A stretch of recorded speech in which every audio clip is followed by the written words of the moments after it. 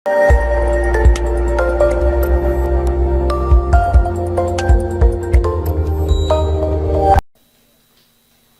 नफरत में अंतर क्या है? जब कोई चीज जो ज्यादा मात्रा में आपके पास मिलती है तो उस चीज से आपको नफरत हो जाती है। बैंक बैलेंस फुल है भाई। एक दिन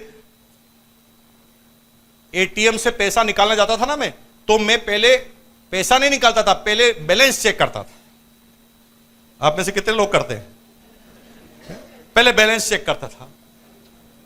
अब बैलेंस चेक करने की जरूरत नहीं पड़ती, क्योंकि पता है कि जो मैं सोच रहा हूं उससे तो कहीं ज्यादा इसके अंदर होगा। वो बैंक मैनेजर है ना, मेरा बार बार पागल होता है कमीशन को देख देख कर। उसको समझ में नहीं आता, क्योंकि हर 2 साल में बैंक मैनेजर चेंज हो जाता है और ग्राहक तो वो का वही रहता है।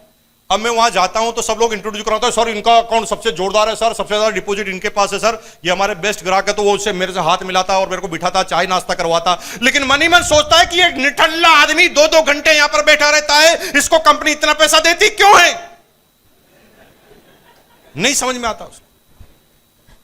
लेकिन उसकी बोलने की ताकत नहीं, उसकी औकात भी नहीं कि मेरे से पूछ ले कि तुम्हारे को इतना पैसा निठल्ले कैसे आ जाता है। लेकिन वो मेरे को थोड़ा मस्का लगाता है जिससे उसका बिजनेस और बढ़ जाए। वो स्मार्ट आदमी होते हैं, पढ़े लिखे आदमी होते हैं, उनको मकसद से मकसद पता होता है। वो धीरे से कहते हैं, सर आपके पास इतना पैसा पड़ा है सर, इतना हर महीने और आ जाता है, तो आप करोगे क्या? मैंने कहा भाई साहब मैं तो यार पहले सोच सोच के परेशान हो गया। पहले खुद सोचता था कि क्या करना है, लेकिन अब तो सोचना ही बंद कर दिया। अभी आप ही बता दो कि क्या करूं। जो ही ये बोलता हूं सामने वाला मुस्कुरा जाता है, उसको लगता है उसका टारगेट पूरा हो रहा है। वो धीरे से पूछता है, सर इसका आप म्यूचुअल फंड खरीद लो, इससे आपका पैसा और बढ़ जाएगा। म्यूचुअल फंड खरीद लो, क्योंकि उसको कमीशन मिलता है। म्यूचुअल फंड खरीद लो, इससे आपका पैसा और बढ़ जाएगा। मैंने कहा चुप, मैं तेरे से पूछ रहा हूं ठिकाने लगाने का तरीका, और तू बढ़ाने का तरीका बता रहा है। बढ़ाने का तरीका तेरे से ज्यादा मेरे पास है, तू कम करने का बता। और इस हॉल में मुकेश कोठारी का चैलेंज है, आप में से एक आदमी मेरे कम करने का सटीक आंसर बता दो, मैं आपका गुलाम बन जाऊंगा। 1 करोड़ का चेक अभी का भी ले जा, क्योंकि ये बिजनेस बढ़ाना आपके हाथ में है, कम करना आपके हाथ में है ही नहीं। ये इस बिजनेस की ब्यूटी है, ये इस बिजनेस की ब्यूटी है। यहां टेक्नोलॉजी खड़े हो जाइए, सब एमराल्ड सारे खड़े हो जाइए।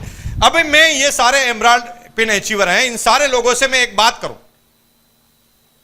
भाई आप मुझे गुरुदेव बोलते हैं, आप गुरु समान बोलते हैं, आप कहते हैं जो भी कहेंगे वो कर लेंगे। तो मैं आज आपसे एक चीज मांगता हूं कि आज से आप इस बिजनेस को बंद कर दो। कर दोगे? नहीं करेंगे। ये गुरु मानते हैं। गुरु के लिए तो आदमी कुएं में कूद जाता है, और ये भी कह रहे हैं कि मैं कुएं में कूद जाऊंगा लेकिन बिजनेस नहीं छोड़ूंगा। क्यों नहीं छोड़ूंगा? क्योंकि मन ही मन इनको एक बात समझ में आ रही है कि मुकेश कोठारी ये बड़ी बड़ी बातें तू इसलिए कर रहा है कि तेरे को इनकम आती है, तेरे सपने पूरे हो गए, हमारे कहां पूरे हुए? हमारे पूरे नहीं हुए और हम छोड़ दें?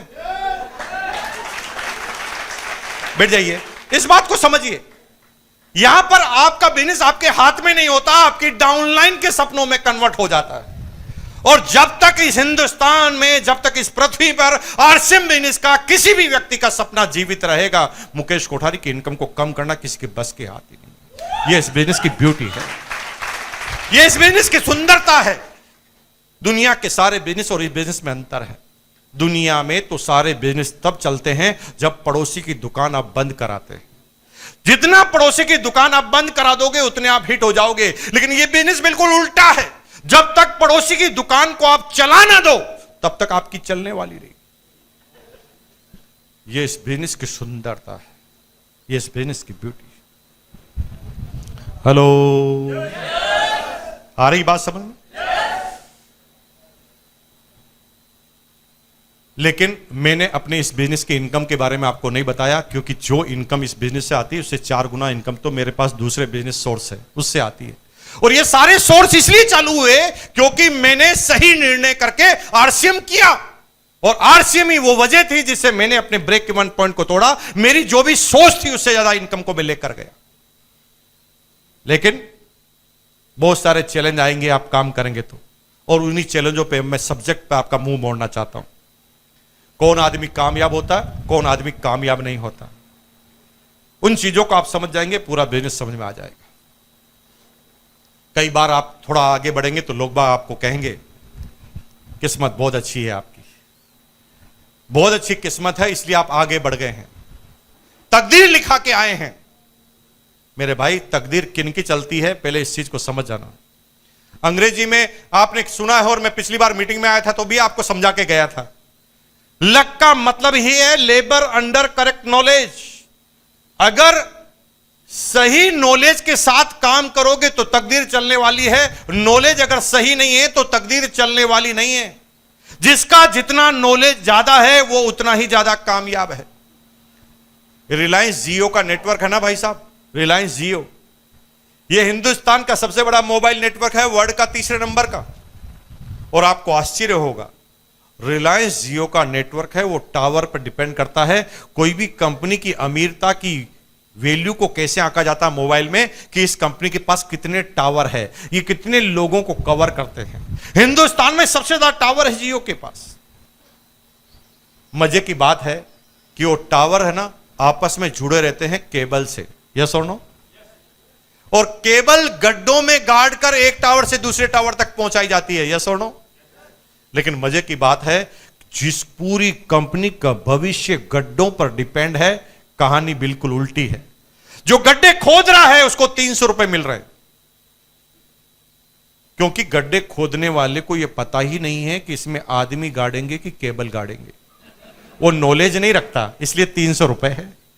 गड्ढे से पूरी कंपनी चलने वाली है, लेकिन गड्ढे खोदने वाले को अगर नॉलेज नहीं है तो 300 रुपए है। उसके ऊपर एक सुपरवाइजर है जो 1500 रुपए कमाता है, उसको यह पता है कि गड्ढा कितना गहरा खोदना और कहां तक खोदना है। यानी जो ही थोड़ा सा गड्ढे का नॉलेज बढ़ाया, रेट 1500 हो गई। उसके ऊपर एक मैनेजर है जो 1.5 लाख रुपए कमाता है। वो मैनेजर 1.5 लाख रुपए कमाता है, उसको यह पता है कि मुझे ये गड्ढे कितने दिन में कंप्लीट करवाने हैं, मेरा टारगेट कितना है, मैं कितने लोगों को लगाऊंगा तो ये गड्ढा कितने दिन में खुद जाएगा। थोड़ा सा नॉलेज ज्यादा है, इनकम बढ़ती जा रही है। उसके ऊपर एक ठेकेदार है जो 1.5 करोड़ रुपए कमाता है। उसका नॉलेज उन गड्ढों के प्रति और ज्यादा है। उसके ऊपर एक डायरेक्टर है जो कंपनी का मालिक है, उसको यह पता है कि ये गड्ढे मेरे जीवन में कितने महत्वपूर्ण हैं, इन गड्ढों पे मेरा जीवन निर्भर है। इसमें मैं केबल लगाऊंगा, कौन सी केबल लगाऊंगा, कितने टावर लगाऊंगा, कितने लोगों को कवर करूंगा, कितना नेटवर्क रखूंगा, कितना प्लान रखूंगा। जो ही उसकी नॉलेज बढ़ती है उसकी इनकम अनलिमिटेड हो जाती है। शुरुआत गड्ढे से ही हो रही। इसलिए मैंने कहा कि मैं समझाऊंगा तो 10 में से 5 समझ जाएंगे, इमरान समझाएंगे तो 10 में से 4 समझ जाएंगे। जिसका जितना ज्यादा नॉलेज है उसके उतने ज्यादा रिजल्ट है। जीवन में सबसे बड़ी चीज है नॉलेज को हासिल कर। समझ गए? Labour under correct knowledge. लेकिन जब आप किसी चीज का चयन करें, इस बिजनेस में आप 3 चीजों को कन्वर्ट करते हैं आपस में। सबसे पहले समय को कन्वर्ट करते हैं। आपके पास 24 घंटे हैं, लेकिन आप लोगों का नेटवर्क बनाकर अपने हवर्स को बढ़ाना चालू कर देते हैं। सिक्योरिटी बन जाती है आपकी, क्योंकि आपकी दुकान एक मोहल्ले पर निर्भर है, आपकी दुकान किसी एक आइटम पर निर्भर है, आपकी दुकान किसी एक जिले पर निर्भर है, आपकी दुकान किसी एक पॉलिसी पर डिपेंड है। लेकिन यहां पर आपकी सिक्योरिटी ज्यादा क्यों है? न तो किसी एक आदमी पे आप डिपेंड है, न किसी एक प्रोडक्ट पर आप डिपेंड है, न किसी एक डिस्ट्रिक्ट पर आप डिपेंड है, न किसी एक सब्जेक्ट पर आप डिपेंड है। जिस दिन इस एरिया में कर्फ्यू लगेगा ना, तो मेरा बिजनेस जीरो नहीं होगा। क्यों नहीं होगा? क्योंकि मैं किसी एक एरिया पे काम ही नहीं करता। किसी एक प्रोडक्ट पर रोक लगेगी तो मेरा बिजनेस जीरो नहीं होगा। किसी में एक प्रोडक्ट पर काम ही नहीं करता, किसी में एक सब्जेक्ट पर काम नहीं करता, किसी एक दिशा में काम नहीं करता। हमारा सिक्योरिटी लेवल ज्यादा है। हम टाइम बढ़ा रहे हैं, हम मनी को मल्टीपल कर रहे हैं। लेकिन सफलता के लिए सबसे बड़ी चीज है आने वाले पूर्वानुमान को समझना। वो लोग हमेशा कामयाब होने वाले हैं जो आने वाले वक्त को पहले समझ जाएंगे। चाहे वो मोबाइल की बात करो, चाहे वो किसी टेक्नोलॉजी की बात करो, वो लोग एडवांस में आगे बढ़ते हैं जिनको भविष्य का पहले ही पता होता है। वो समय बीत गया जब पैसा लगा के पैसा कमाया जाता था। अभी तो वो एंटरप्रेन्योर आपके सामने आ गए हैं जो बिल्कुल भिखारी बनकर घर से निकले थे, आप करोड़पति बन गए, अरबपति बन गए। उन्होंने सिर्फ अपने दिमाग का इस्तेमाल किया, एक ऐप बनाई, लोगों को कन्वर्ट किया, सारे ड्राइवर और गाड़ी वालों को मिलाया, सारे ग्राहकों को मिलाया, दोनों को ऐप में डाल दिया और कहा कि भाई तुम आपस में लेन देन करते रहो, मुझे कमीशन देते रहो। आप समझ रहे हैं कि रोजगार के तरीके पुराने जैसे रहने वाले हैं तो खत्म हो जाएंगे आप बहुत जल्दी, क्योंकि दुनिया इतनी तेज गति से परिवर्तन हो रही है कि आप सोच भी नहीं सकते, इतना तेज गति से बदल रहा है सब कुछ। आज के 20 साल पहले सारे पेंटरों का बिजनेस खत्म हो गया, पता ना, फ्लेक्स मशीन आई, एक फ्लेक्स मशीन आई, सारे पेंटर समाज से ही गायब। आज के 15 साल पहले एसटीडी पीसीओ वाले गायब। जो धंधा सबसे टॉप पर चलता था वो धंधा पूरा का पूरा खत्म हो गया। 5 साल के अंदर 5 से 10 साल का क्राइटेरिया नोट कर लेना, सारे ड्राइवर गायब होने वाले हैं। अगर नहीं समझते तो आप देखो जाके गूगल पर और नई गाड़ियों के बारे में, नई डिजाइन के बारे में देखिए, गूगल एंड्रॉइड गाड़ियां। आदमी को जो झपकी आ सकती है मशीन को नहीं आ सकती। आपको कुछ नहीं करना है, नेविगेशन डालना है, लिखना है और सो जाओ, गाड़ी ऑटोमेटिक दिल्ली पहुंचा देगी और सही जगह जाकर रोक देगी। आदमी तो टकरा सकता है, गाड़ी टकरा नहीं सकती, उसके सेंसर है। Driver less car. आप सोच रहे हैं मजदूरी करने वाले तो कमा खा लेगा, नहीं है मजदूरों का भविष्य। अमेजन का सबसे बड़ा गोडाउन है अमेरिका में, वॉशिंगटन के अंदर 10 किलोमीटर लंबा है वो। 10 किलोमीटर लंबा तो केवल गोडाउन है, और आश्चर्य की बात है एक सिंगल आदमी काम नहीं करता वहां पर।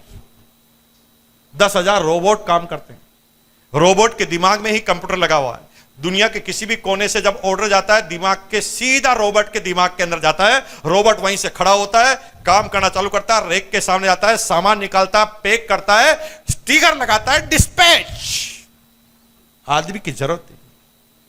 मेरे भाई, जितने भी काम आप कर रहे हैं खत्म होने वाले हैं। आप सोच रहे हैं कि मैं किराने की दुकान लगा लूंगा, मेरे भाई किराने का व्यापार ही खत्म होने वाला है पूरा का पूरा।